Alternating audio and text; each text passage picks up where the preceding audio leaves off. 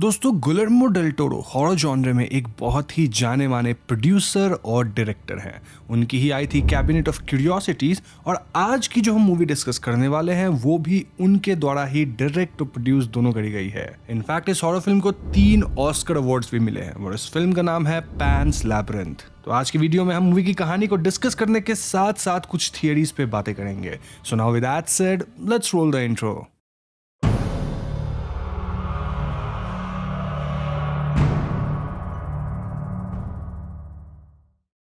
तो फिल्म की कहानी 1944 के स्पेन की है, जब सिविल वॉर तो खत्म हो गया था लेकिन कुछ पहाड़ी इलाकों में काफी पॉलिटिकल और मिलिट्री इंस्टेबिलिटी थी, यानी कि लोकल लोगों ने फासिस्ट रूल के खिलाफ जंग छेड़ दी थी। मूवी के ओपनिंग सीन में हमें एक बच्ची दिखती है जो कि धीरे धीरे अपना दम तोड़ रही होती है और बैकग्राउंड में उसे कोई लोरी सुना रहा होता है। इसके बाद हमें एक कहानी बताई जाती है जहां पे अंडरग्राउंड रेल्म नामक एक डिस्टोपियन रेल्म में एक राजकुमारी रहा करती थी। इस राजकुमारी को हमेशा से ही ह्यूमन वर्ल्ड में आने की इच्छा थी और एक दिन वो सबसे भाग के ह्यूमन वर्ल्ड में आ जाती है, लेकिन वहां के तेज रोशनी को वो बर्दाश्त नहीं कर पाती और वो अपनी दुनिया की सारी याददाश्त खो बैठती है। ह्यूमन वर्ल्ड के हार्श एनवायरनमेंट को वो झेल नहीं पाती और जल्द ही उसकी मौत हो जाती है। दूसरी तरफ उसके पिता यानी कि अंडरवर्ल्ड रेल्म के किंग को ये भरोसा था कि कभी न कभी कोई तो उनके बेटी को वापस लौटा देगा, may be in a different form, in a different body, लेकिन वो लौटेगी जरूर। अब सीन चेंज होती है और हम देख पाते हैं कि एक बच्ची इसी कहानी को पढ़ रही थी फ्रॉम ए स्टोरी बुक। ये लड़की और कोई नहीं बल्कि मूवी के शुरुआत में जो बच्ची हमने देखी थी वही थी। उसका नाम ओफेलिया था और वो अपने प्रेग्नेंट मदर कार्मेन के साथ ट्रैवल कर रही है। रास्ते में उसकी माँ की तबीयत बिगड़ जाती है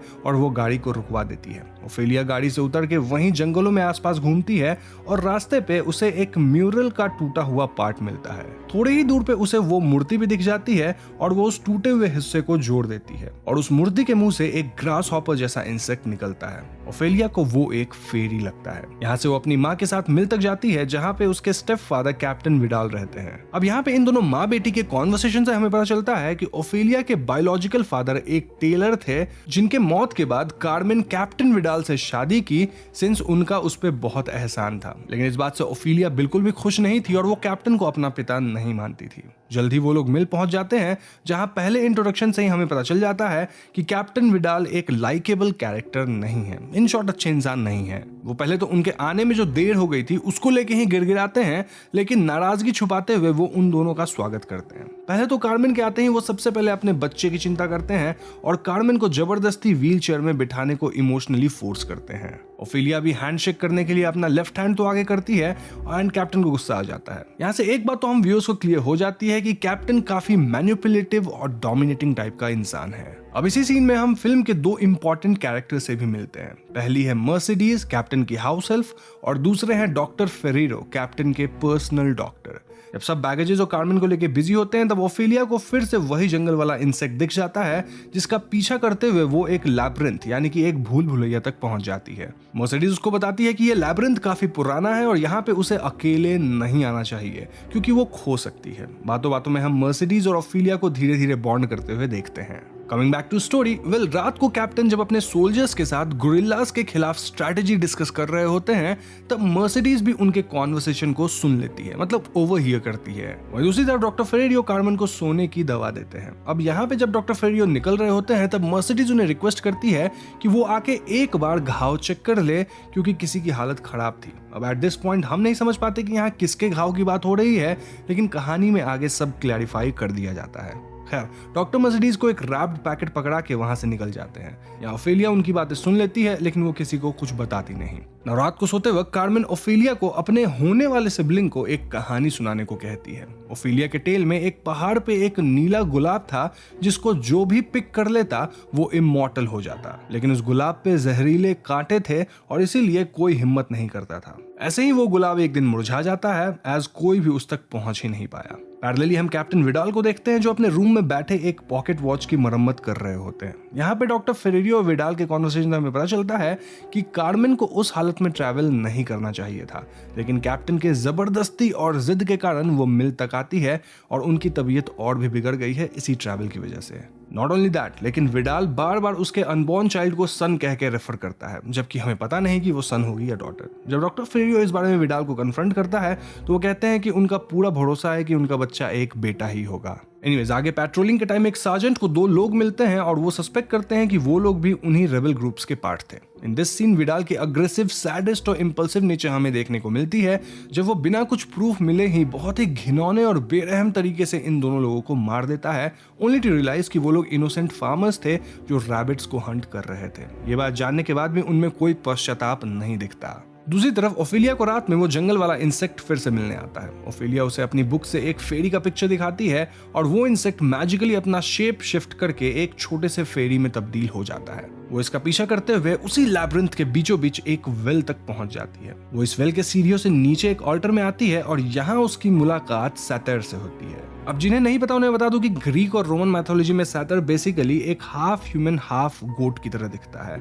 यहाँ उसे फॉन कहा गया है। फॉन उसे यो हाइनेस कह के पुकारता है और यहाँ पे एक बड़ा रेवलेशन होता है कि ओफेलिया असल में प्रिंसेस मोआना थी, अंडरवर्ल्ड के किंग की बेटी। जी हाँ दोस्तों, मूवी की शुरुआत में जिस राजकुमारी की बात हो रही थी वो और कोई नहीं बल्कि ओफेलिया खुद थी।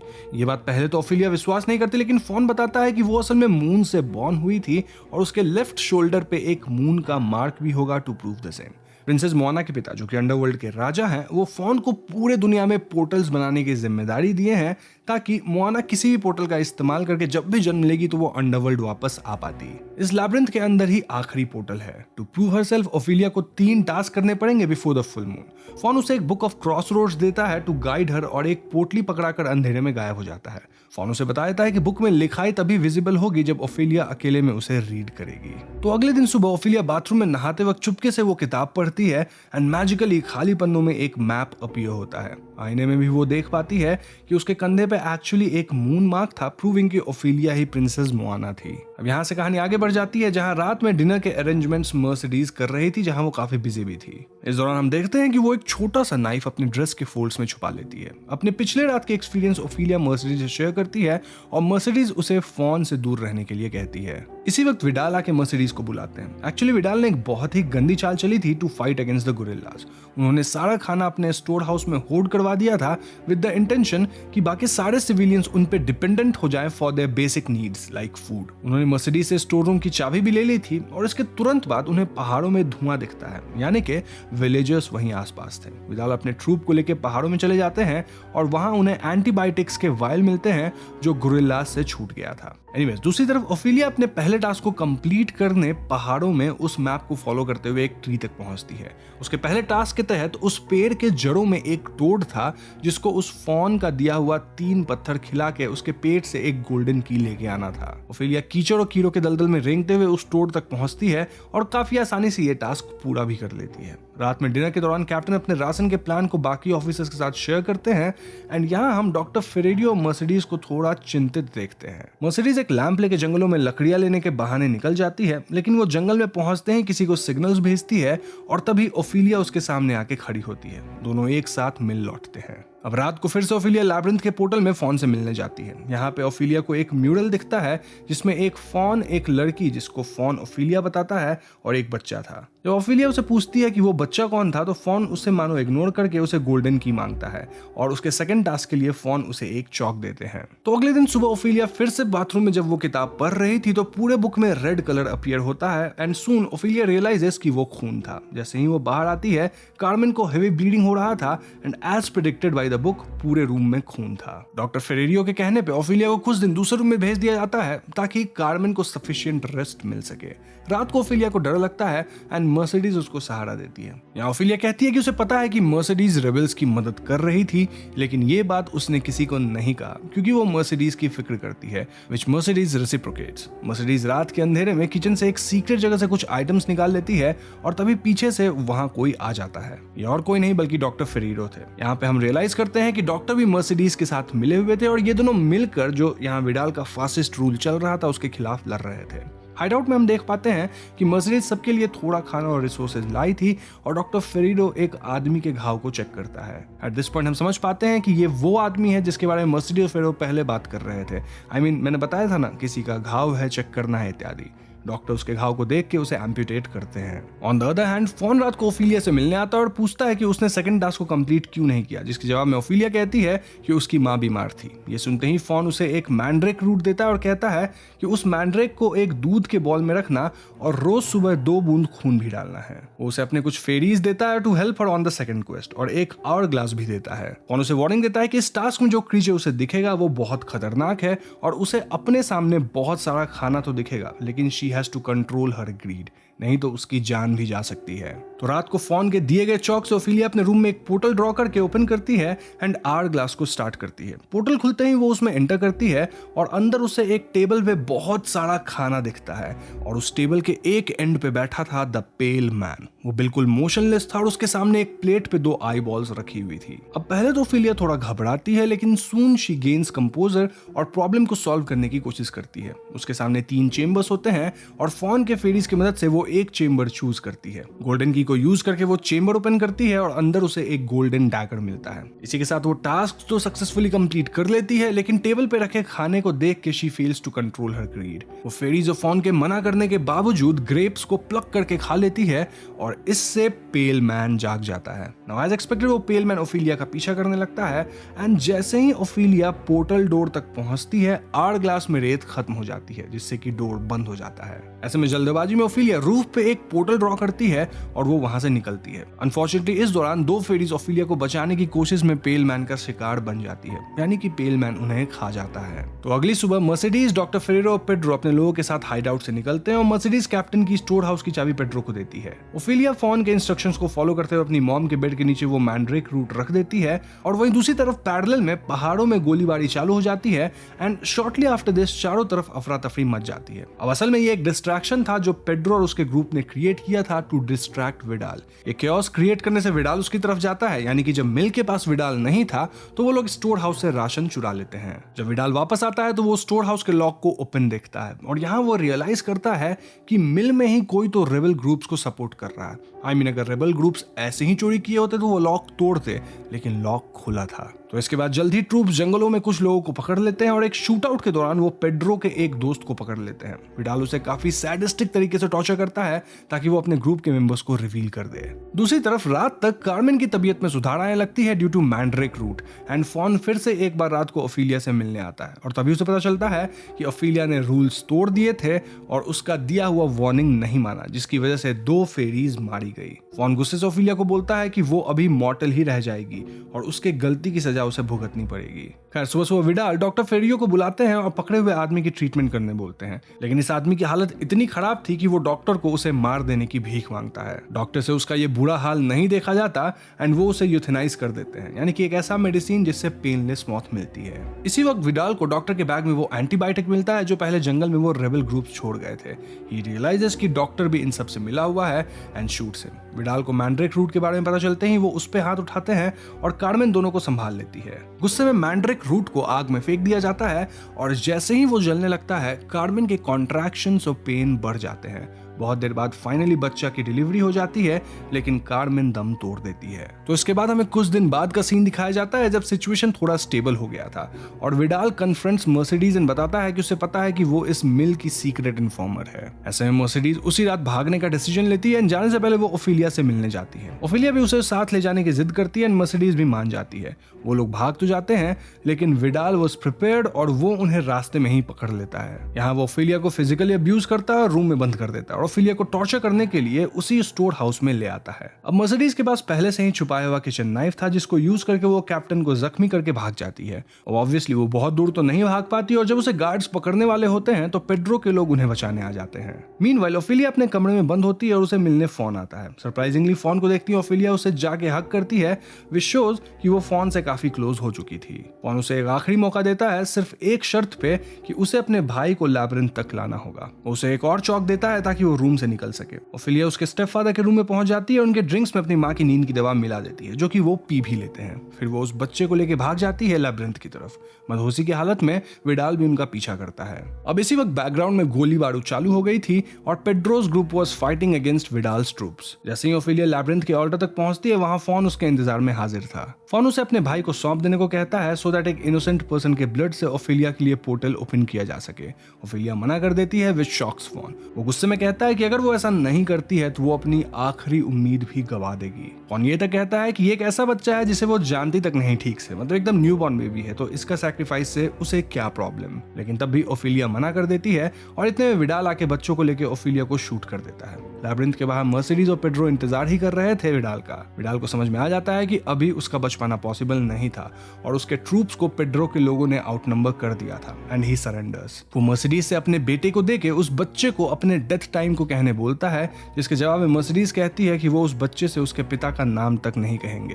अब ओफेलिया ऑल्टर के पास ही गिर जाती है और उसके खून से ही ऑल्टर का पोर्टल खुल जाता है। इस वजह से ओफेलिया फाइनली अपने माता पिता से मिल पाती है। जी हाँ, उसके वही पिता जो कि अंडरवर्ल्ड रेल्म के किंग थे। अब यहाँ आता है कहानी में एक छोटा सा ट्विस्ट। एक्चुअली ओफेलिया के पिता जो कि किंग थे अंडरवर्ल्ड के, वो कहते हैं कि ओफेलिया का फाइनल टास्क यही था कि उसे अपने भाई को बचाना था, इवन इफ इसके लिए उसे खुद को सैक्रिफाइस करना पड़े। और इस टास्क को कंप्लीट करके ओफेलिया इमॉर्टल बन चुकी है। जी हाँ, यानी कि ओफेलिया अपने फाइनल टेस्ट में पास कर चुकी थी। इसके आगे बहुत सालों तक प्रिंसेस मोआना अपने रेल्म को बहुत ही अच्छी तरीके से रूल करती है।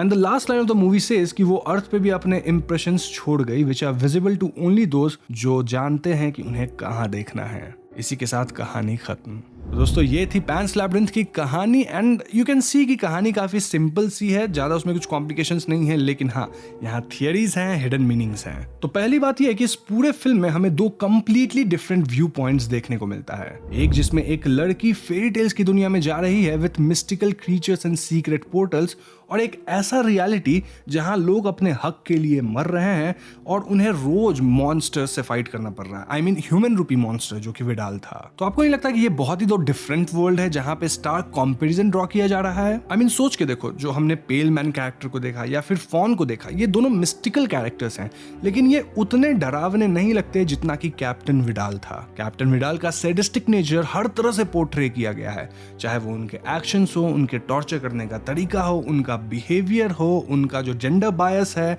वो वाइफ के साथ कैसे बिहेव करते हैं, अपने नॉकर्स के साथ कैसे, सबऑर्डिनेट्स के साथ कैसे, सब कुछ एकदम बेकार है ना। ओफेलिया जो कि एकदम फेरी वर्ल्ड को एक्सेस कर पा रही थी, उसकी कंडीशन देखा जाए तो मर्सिडीज की कंडीशन से काफी मिलती जुलती है। दोनों ही अपनों की फिक्र करते हैं and are torn between two worlds. यानी कि ओफेलिया अपना क्वेस्ट जारी रखी है so that she can go back to underworld realm, और उसी टाइम पे वो अपने घर पे अपने स्टेप फादर से डील कर रही होती है। मर्सिडीज भी सीक्रेटली अपने भाई को हेल्प करती है टू स्टार्ट अ रिवोल्यूशन, और यहाँ पे वो कार्मेन और ओफेलिया की पूरी ख्याल रखती है। कुछ सीन में हम ये भी देख पाए कि विडाल मर्सिडीज को सेक्सुअली हरास कर रहा था, जो कि काफी कुछ बताता है उसकी मेंटालिटी के बारे में। Also according to Guillermo del Toro, captain Vidal का रूम उनके पॉकेट वॉच के जैसे ही डिजाइन किया गया था। Personally I feel this shows his state of mind. Vidal का वॉच उसके फादर का था, जिन्होंने मरते वक्त उसे तोड़ दिया था to remind his son of his act of bravery. लेकिन विडाल इस वॉच को रिपेयर करता है, सिग्निफाइंग कि वो बिलीव करता है कि वो उसके फादर के लेगेसी को कंटिन्यू करेगा और उसका बेटा भी ऐसा ही करेगा। ये उसके टॉक्सिक मैस्कुलिनिटी को पोर्ट्रे करता है और उसके स्टेट ऑफ माइंड को भी बताता है। इनफैक्ट अगर मैस्कुलिनिटी की बात कर ही रहे हैं तो हम देख ही पाए थे कि सीरीज में वो कैसे ओफेलिया की कोई केयर नहीं करता है, लेकिन उसे अपने बेटे का बहुत केयर था, जबकि वो एकदम नवजात था। इनफैक्ट वो कह भी रहा था कि उसे होगा तो बेटा ही।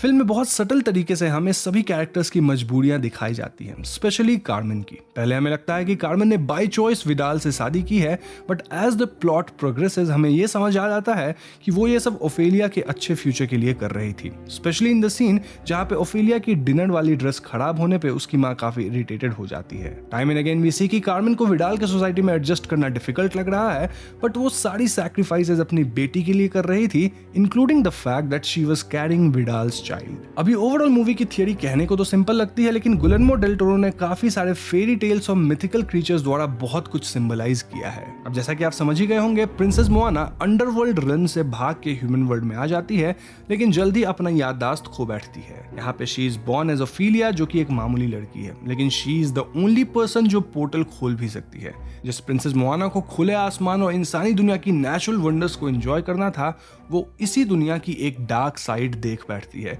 जहाँ पे लोग पावर के लिए दूसरे लोगों को मार डालते हैं। तो जैसे ही उसका टाइम अर्थ पे कंप्लीट होता है, वो फिर से अंडरवर्ल्ड में चली जाती है, where she lives an immortal life. Movie की लास्ट लाइन भी बहुत डीप और मीनिंगफुल थी, जहाँ में कहा गया कि जितने दिन प्रिंस मोआना इंसानों के बीच बिताई, वो बहुत सारे लोगों के दिलों में अपना छाप छोड़ गई। मर्सिडीज को उसमें एक सहारा मिला, उसके भाई को एक लविंग सिस्टर मिली, एंड सच अदर एग्जांपल्स। यानी कि प्रिंसेस मोआना का हर एक अच्छा काम एक छोटा सा इंप्रेशन हमारी दुनिया में छोड़ गया है, बस हमें उसे ढूंढने और पहचानने की जरूरत है। ये काइंड ऑफ हमारे रियल वर्ल्ड के लोगों से भी कंपेयर होता है कि जब भी कोई इंसान अच्छा काम करता है और हम उसे देखकर प्रेरित हो जाते हैं, तो हम भी कहीं ना कहीं कोई ना कोई अच्छा काम करते हैं, यानी कि उस इंसान ने हमारे ऊपर छाप छोड़ दिया। बट हाँ, अगर हमारी दुनिया में अच्छाई है तो बुराई भी है, जैसे इस फिल्म में था विडाल के रूप में, या फिर जो हम मॉन्स्टर्स देख पाए। तो इतना बताने के बाद मुझे उम्मीद है कि आप फिल्म के डीपर मीनिंग्स को भी समझ गए होंगे। तो बस आज की वीडियो में इतना ही। वीडियो पसंद आई तो लाइक और शेयर जरूर कीजिएगा, और जाने से पहले हमारे चैनल को सब्सक्राइब करके बेल आइकॉन को जरूर दबा दीजिए, क्योंकि हम अपने चैनल पे ऐसे वीडियोस